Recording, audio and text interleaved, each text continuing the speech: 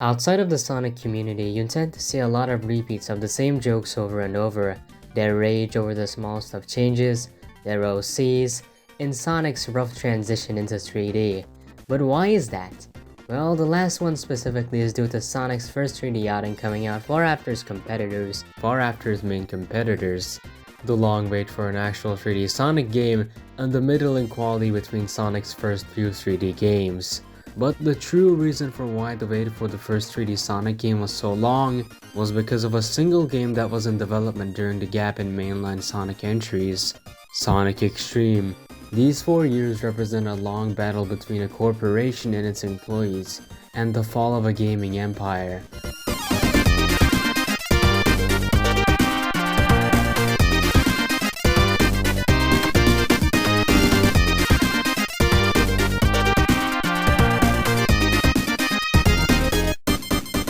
But to truly comprehend the straw that broke the camel's back, we need to look at what Sega was doing during the 1980s. Sega in the late 80s was a struggling console manufacturer. In 1988, the company released the Sega Mega Drive, far more powerful than the Famicom being offered at the same time. But despite being the better console, most people just preferred the cheaper and better Nintendo games. Sega's hold in the console market was notoriously slim because of the poor launch dates of all its consoles. The Genesis released a week after Mario 3's big debut, and Sega's first console released on the exact same day the Famicom did. Undeterred by this, Sega executives tried finding one of the reasons why Nintendo always had an upper edge. Is it a better catalog? Is it better gameplay? Or is it a better mascot?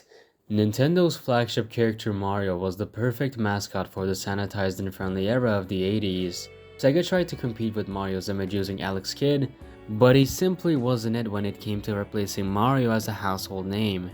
For their next game, they had to think outside of their comfort zone. At around the same time of the Mega Drive's North American release, programmer Yuji Naka began work on a prototype of a game where the player controlled an extremely fast character, collaborating with the character designer Naoto Oshima to fully develop it into something bigger. This would be the game that finally put Sega on the map. After a few dozen pieces of concept art were created, the team finally chose a spiky blue hedgehog named Mr. Hedgehog. And at around the same time, Sega was internally doing a mascot contest. After 200 designs were submitted to Sega HQ, the company heads chose the blue hedgehog, now having the name of Sonic. After major planning and all hopes being put into one character, the game finally came out in June 1991. Sega spent far more on advertising than they ever did before. Their marketing was bold, brash, and perfectly captured the minds of many teenagers distraught with society at large. In many ways, the Super Nintendo was superior, but despite coming out in directly opposite decades, somehow the black design and rough sound chip of the Sega Genesis meant more to a lot of customers. Its sales would then again grow when Sega released a version of Mortal Kombat on their system with blood, advertising it as the true home console version as the SNES version lacked blood. This, combined with it bundling Sonic 1 with the console, contributed greatly to it being the second best-selling console of its generation, and despite what the numbers claim, the competition was very close for a while. Sega and Nintendo released hit after hit, all while being on the exact opposite points on the marketing spectrum. These were the beginnings of the very first console war. But if you look at the numbers, it just doesn't add up. How can the Super Nintendo outsell the Genesis by a huge 9 million margin? To answer this question, we must go to the Sega headquarters. In the 90s, Sega began developing prototypes of many consoles and console accessories. Sega started to want more publicity by being one step ahead of Nintendo once again. Better graphics, better sound, just being the best at everything. Sega released a CD add-on for their console with many games to boot. Although the highly compressed full-motion video was a big selling point, the real kicker was the CD quality audio, which produced some amazing music coming out of the system. The add-on was projected to sell a few million units, but this would not happen due to its steep selling price and also competition from other developers like Atari and SNK jumping into the CD add-on craze. In the end, the CD-based add-on only sold around 2 million units. Most of it coming from the system's very own Sonic game. Plus, one of the games, Night Trap, was extremely controversial due to its content, and it even led to a court case which created the ESRB rating system. With this fully selling overpriced and under-delivered add-on, Sega would never do. The Sega 32X was another overpriced and overhyped Genesis add-on Sega released in 1994. This add-on was basically useless, only a few games ever released for it, and those games didn't even run really well. Also, the console was really hard to set up for general consumers thanks to its mushroom-ass shape. In the end, Sega made a bunch of bad decisions that hindered the chances of them being the best-selling console of their generation. But after all these going up against them, they still had to do one more thing, and not mess it up. A brand new console, this time in the third dimensions. Enter the Sega Saturn. It's part of those Planet Codename prototypes you saw earlier. It started conception phase in 1993 when Sega struck a deal with the processing company Hitachi. The console had many concepts before finalizing with the title of Saturn and a design that was both modern and eye-catching. While developing the system, Sony approached Sega in helping with their new hardware, the Sony PlayStation. They were recently rejected of their partnership by Nintendo in favor of Philips, so they wanted to find a new partner in Sega. Sega would reject their offer. Sega still wanted to be one step ahead of the competition, but they also wanted a flagship title for their new system. A mainline 3D Sonic game was conceived for the 32X and actually succeeded. Sega approved of the idea, but since the 32X wasn't doing very well, they decided to move the game's development to the Sega Saturn, realizing the system would need a Sonic game to succeed. But before we get to the big event, I feel like I need to explain Sonic's place in popular culture during this period. Sonic was designed with an American audience in mind, and he came out during the perfect time to be a countercultural icon. His popularity was in large part due to his relatability, a big slacker who didn't follow the rules and hated authority. Sonic's influence created so many characters just like him, many wanting to be the next Sonic. But despite how many bodacious critters these game developers tried to make, none would ever even come close to the power that Sonic had. But by 1994, Sonic's flame had been at an all-time high. He had climbed up every ladder that a company mascot could, and just like every other piece of popular media, it all eventually would come crashing down. But before that, let's go back to Sonic X-Treme. Like I previously mentioned, Sonic X-Treme began as a pitch called Sonic Mars. The idea first began on the Genesis, moving to the 32X due to hardware limitations, and finally moving to the Sega Saturn in late 1994. Sonic Mars was developed by Chris Senn, a game developer who worked at Sega Technical Institute, the American branch of Sega who became well known for developing Sonic 2, 3, and Knuckles, all of whom were major commercial success stories. But this would cause a stir with the Japanese branch of Sega. The two branches hated each other and often refused to cooperate on many occasions, so the game wasn't really off to a great start. But this would not deter any of the developers from stopping to think about how this could work. Sonic was a two-dimensional game, and despite experiments with isometric viewpoints, they weren't really 3D. The game was developed in two different branches, one for the general game and one for the boss battles.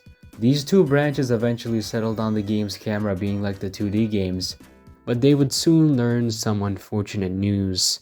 Sonic Team Japan wanted the game to be out in holiday 1996, but their console was going to come out in a few months. This would leave a great gap in the console's launch and the first major Sonic release. This had happened before with the Sega Genesis, but that was the debut of Sonic, the starting point. Sonic was at its biggest during this time, and so if the game didn't come out, the console would not sell. Early on in development, Yuji Naka visited the STI offices to evaluate the progress made by the development team. The only thing he said to them was, "Good luck." The team tried to make every level as cohesive as possible, but the trouble with communication and the already strenuous relationship with the big hats over at Sonic Team made it very difficult. The development got easier as the game shifted gears to the PC, with the intention of porting the code for it in the future, but this would also prove difficult. The code for the game made it run very smoothly on the PC but chugged real hard on the Saturn. You know, the hardware it was supposed to be for. The director, Mike Wallace, who was previously known for Comic Zone, had a meeting with the director in STI who proposed another company, Point of View Interactive, to help with the game's rocky development.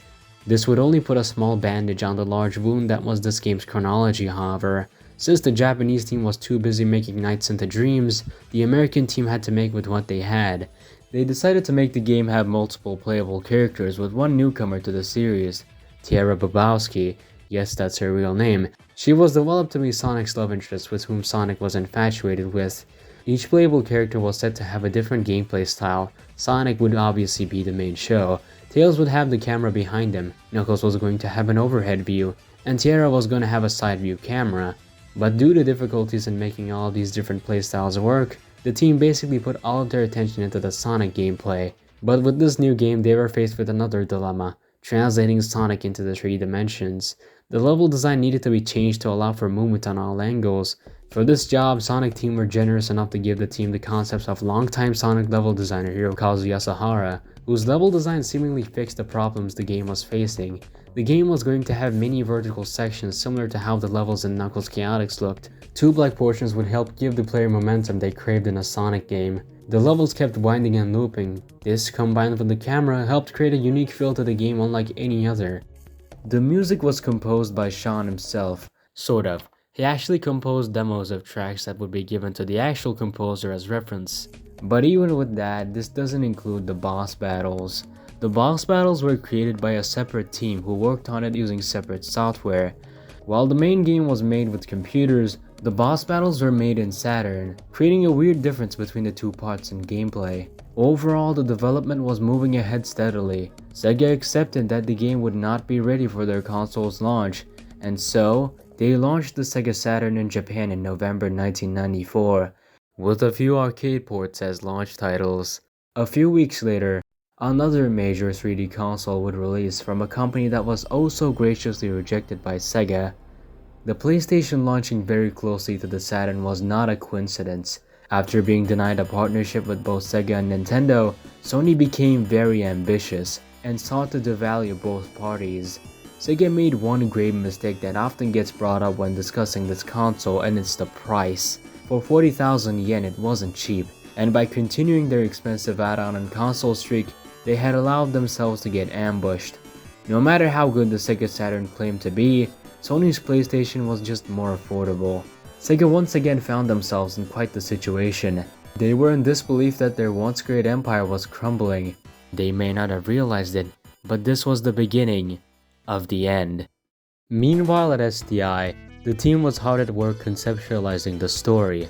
They had successful campaigns with every other game they developed, so with this one they wanted to go a lot bigger. Various illustrations of Sonic doing extreme sports were drawn to be slapped on various items. They even wanted to make a movie tie-in to boost sales. They wanted this to be the Saturn's golden goose, and they needed to do anything in their power to turn the tide in Sega's favor. Meanwhile at Sega, things had never looked bleaker. Their arcade ports proved to be bad sellers, failing to make most people even glance at the console due to its ludicrous price. Just like what they had anticipated, they desperately needed a Sonic title to make the console sell well. In E3 1995, Sega was set to release the Saturn in America. There was no Sonic game in sight, but they hoped with their superior hardware they could have a chance to at least mildly sell better in the United States. In a conference, a Sega of America executive talked about it and even set a launch price of $399. It was at this moment that time froze. Dozens of years of build-up, aggressive campaigns, and many consoles had led up to this. From Sonic to Alex the Kid to Oopa Oopa, they were all just mere footnotes compared to this moment. Many will say that this is the moment that changed gaming history forever. As Sony president Steve Reyes walked to the podium, he uttered a single word. $299.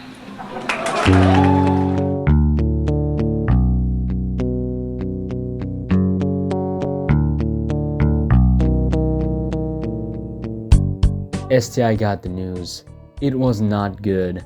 Not helping Sega's case was that Nintendo, after the failure of the Virtual Boy, officially debuted the Ultra 64. The development would need to get extraordinarily fast in order for the game to reach the deadline of holiday 1996, but it had to continue. Mario was going to release a platform game earlier in the year, and Sony was obviously gearing up to finally releasing the PlayStation out west.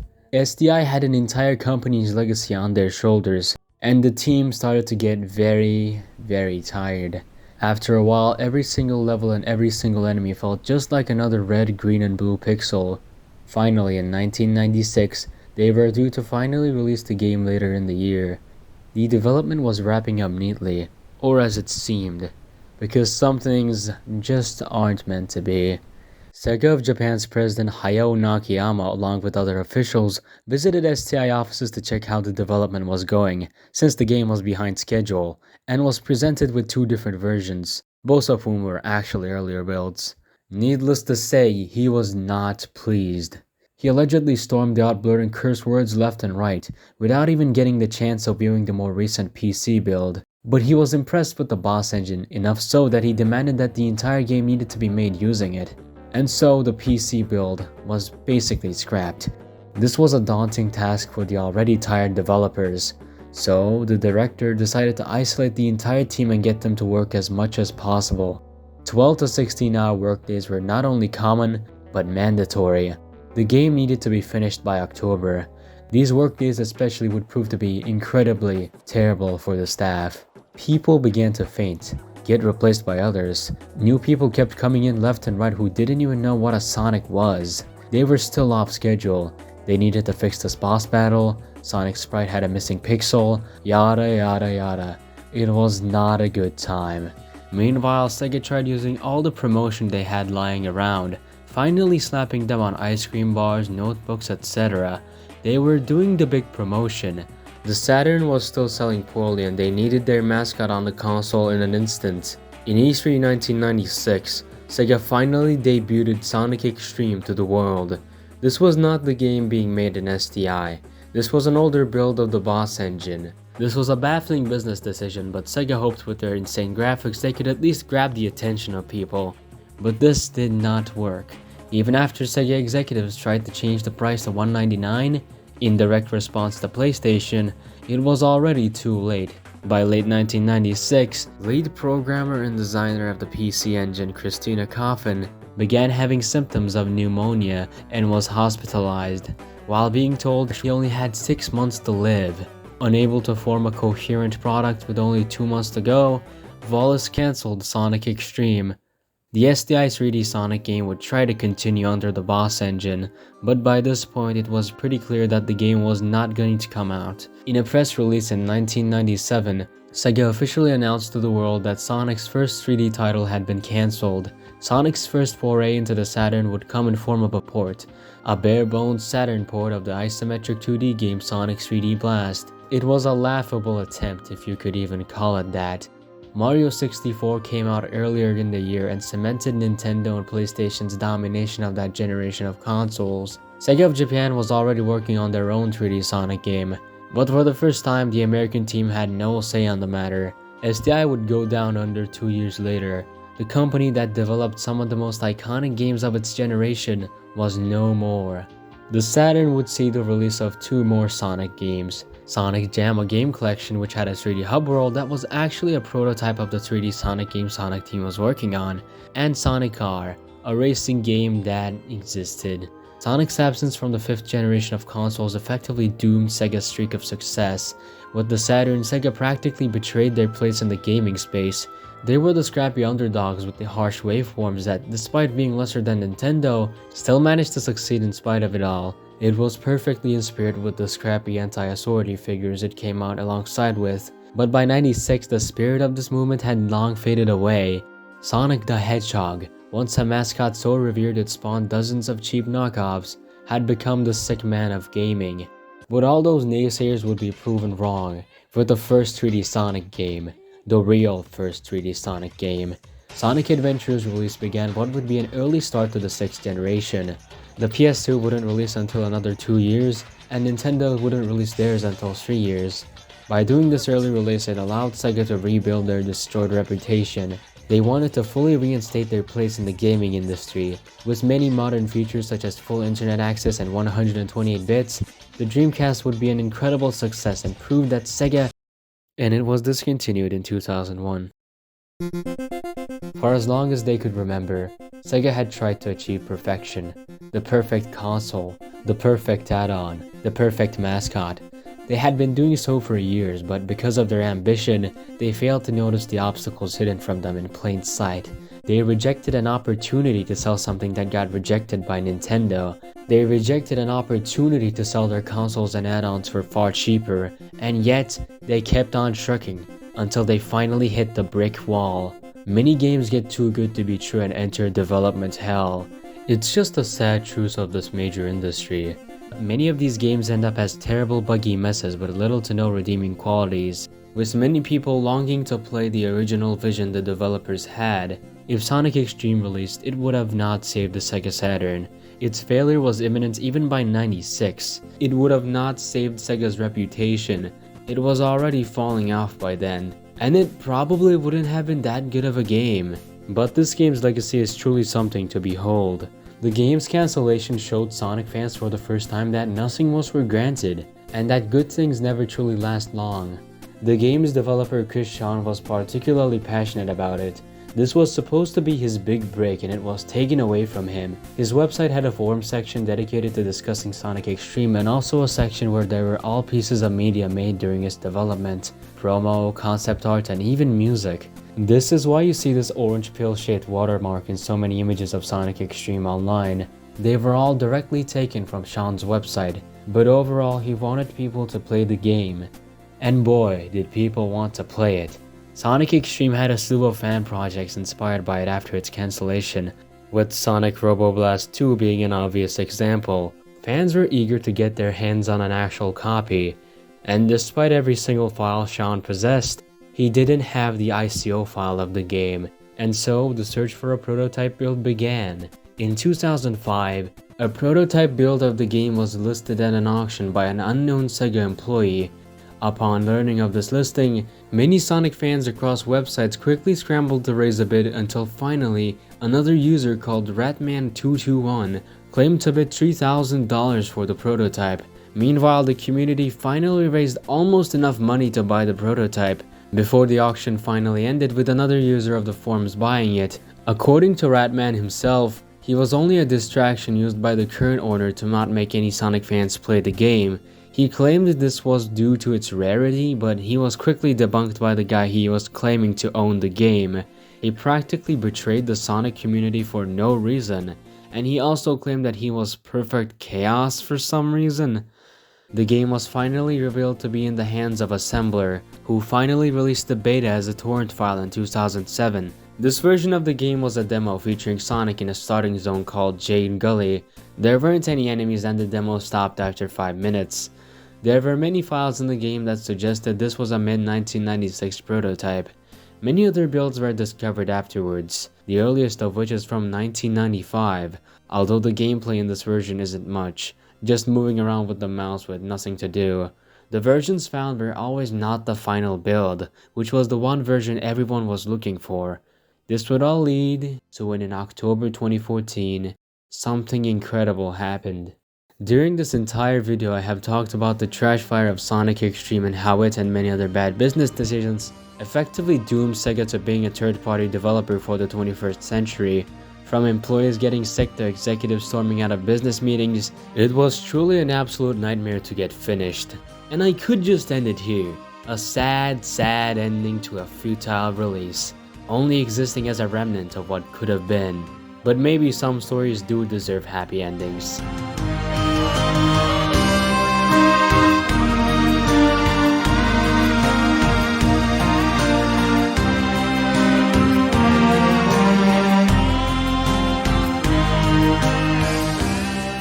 It wasn't so much that I'd invested so much already, it's that I truly loved the game we were trying to make. Sure, it had changed directions, team members, platforms, and so on, but I still loved what we were trying to do. When I was using Ophir's editor at its peak, the editor he worked so hard on that we discussed day in, day out for so long, to have my hands on the fruits of all our labor and pain, my imagination was able to merely begin to explore what we could do. It had taken a long time to get to that point, and unfortunately, due to all of the circumstances, what we had was just too late. I plodded along until the project was cancelled, which probably saved my life. I spent 3 years recovering, 1 year to regain all the weight I'd lost, and 2 years to heal physiologically. That game rocked my heart, soul, mind, and body to the core in every way. But as the saying goes, that which does not kill us makes us stronger.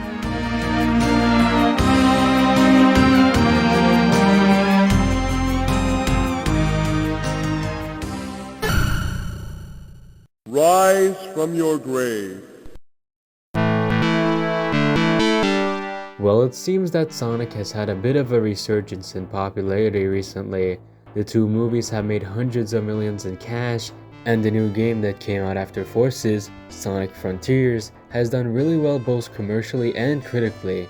Despite so many hardships the company has faced in the past, and despite how many baffling decisions the company makes, sometimes Sega's dreams do come true. Every bad event eventually leads into something good. So is the case for many failed concepts of today. Sonic X-Treme's failure is a one-of-a-kind generational deal. Seeing the fall of a gaming empire in real time is something very few people get to experience. Sonic X-Treme's biggest rival Mario 64 has become a legendary game in its own right. One can only wonder, in an alternate universe where things did go well, maybe then Sonic X-Treme could have gotten the same love as that dastardly old plumber. Whatever you may say about Sonic X-Treme, you can't deny one simple fact. It was the next level, and perhaps we just weren't ready to experience it. And to finally circle back to the question that set off these chain of events in the first place, did Sonic really have a rough transition into 3D? After doing all this research, planning, and recording, I have come to the conclusion that yeah, probably, although its effects have been greatly exaggerated. What I feel is more accurate is that Sonic had a greatly delayed and poorly marketed transition into 3D. After Sega went third party, the games actually went on to sell better and get appreciated by a much wider audience. Sonic Adventure 2, one of the best rated Sonic games across all websites, was a commercial failure due to it releasing near the end of the Dreamcast lifespan. Sonic hasn't always been this bad. It's just a few mediocre games that make the entire franchise look bad. As these trends have told us time and time again, perhaps Sega's greatest adversary is themselves. And maybe Sonic's greatest foe was the very team which created them in the first place. Sonic X-Treme exists as a grim reminder to studios all across the gaming industry to take their time and not push employees around, because if they do, they may just end up with another Sonic X-Treme. The biggest game from the biggest franchise with the biggest marketing that never even came out. I don't really know how to end this video, because Sonic X-Treme is a very complicated topic to discuss online. You can make a 10-hour video about it or just 10-minute video about it. It doesn't even matter in the long run. I guess what I mean is Sonic X-Treme, if the game didn't come out, it would have absolutely changed everything. Our general perception of the Sonic community at large, maybe even gaming in general. Thanks for watching this episode of What Was, and I'll see you for the next episode.